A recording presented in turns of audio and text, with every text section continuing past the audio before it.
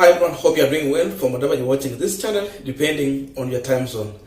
Now, when Raila Amolo Odinga announced that Monday is going to be a mass action, we saw together Gachagua convening a high-level security meeting at his office. Of course, he was doing so because William Ruto is not in this country. And as the constitution stipulates, when the president is out of the country, his deputy is in charge. So the person who was in charge and who is still in charge and answerable to anything that is happening in this country is one Rigathi Gachagua. So after Gachagua convening that meeting, of which Kithure Kindiki, the Interior Cabinet Secretary, did not attend, but we saw the PS Raymond Omolo attending and those security agents. Gachagua went further to share photos of that meeting. The meeting took place on a Sunday. The following day was going to be mass action. So already Kenyans view those the motive of Gachagua sharing those photos as a way of intimidating those who are going to demonstrate, or just to send a message that we are prepared for you. So the photo has been there. The post has stayed until yesterday when Gachagua decided to go and delete that post. It was shared on his Facebook. It was shared on his tweet handle. So the big question Kenyans are asking, why is Gachagua deleting the post? Is it right that he's deleting, or what was the right thing Gachagua was supposed to do? That is the question. We could see the security chiefs in their combat uniform, meaning they are at work. So Gachagua has one question to answer. Why delete the post? Why are you deleting the photo? And even all the UDA bloggers have been asked to delete those photos in all platforms they had shared. And of course they have done so. If you check, you will find zile zimebaki ni zile zilikuwa shared by those who are in the Azimio side. But the UDA side, they are deleting everything to do with that photo. He's not lucky because the photo is still spreading.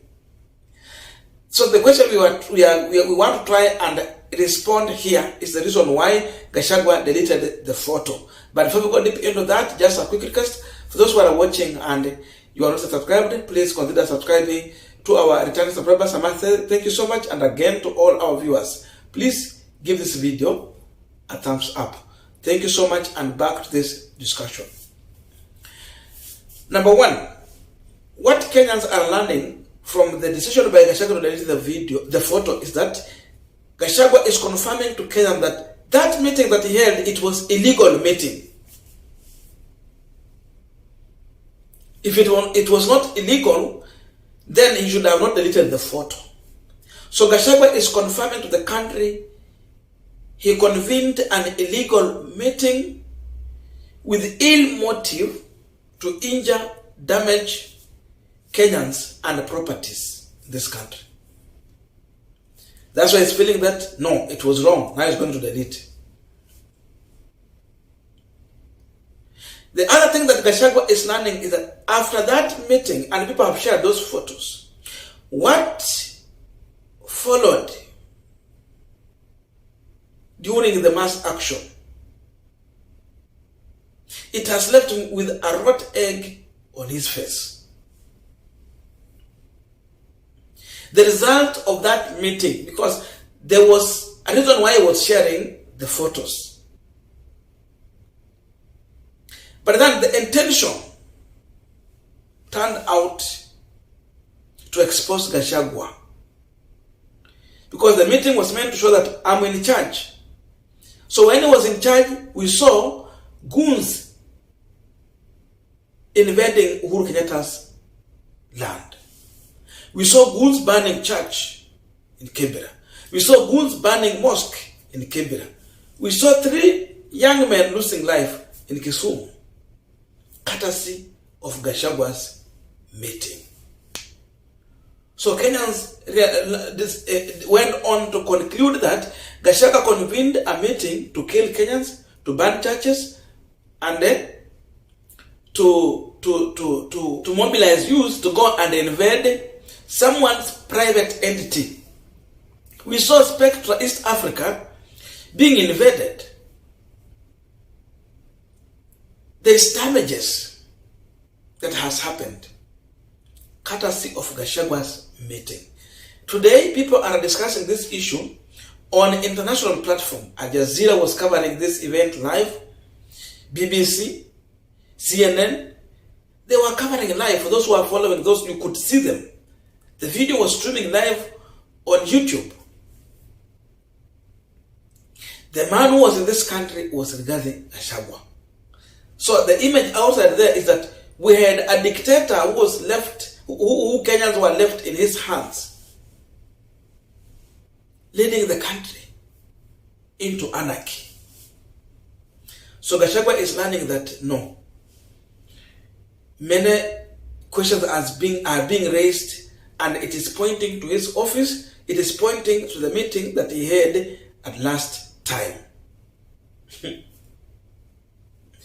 The other issue is that Kithure Kindiki was not part of that meeting. The people are asking a question.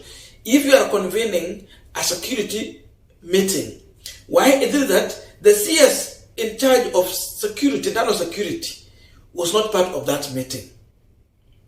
So it means there was disagreement.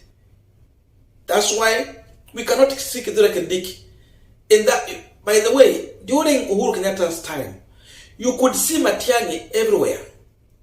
In some extent, you cannot see even Uhuru Kenyatta in those meetings, but Matiang'i will chair. Then the process will continue. You will not see these photos coming. So it also confirms that even Kithure Kindiki was not part of that meeting. So it was just a Gachagua meeting with the ill motive. But then the other question that we are asking on this page, and many Kenyans are asking, what was the right thing that Gachagua was supposed to do? Is it to delete the video? So the photo? A man who wakes up early in the morning to say that he's going to serve the nation. The right thing for Gachagua to do, number one, was not to delete the photo. He was supposed to come out and apologize to Kenyans who lost life. What were the kufa? Number two, come and apologize to those Christians you have aligned themselves to, saying that you are a Christian whose church was banned. Go and apologize to our Muslim brothers and sisters whose their mosque was banned, a holy building for prayer. Two, a church and a mosque. Just because they want to create a fight between Christians and Muslims, between the Nubian community and the Luo community in Kibra, between Kikuyus, because your church tunaambiwa ni ya Wakikuyu, of course. Then so the fight is between, you want to create a fight between Kikuyus and the Kalenjin. Look at that.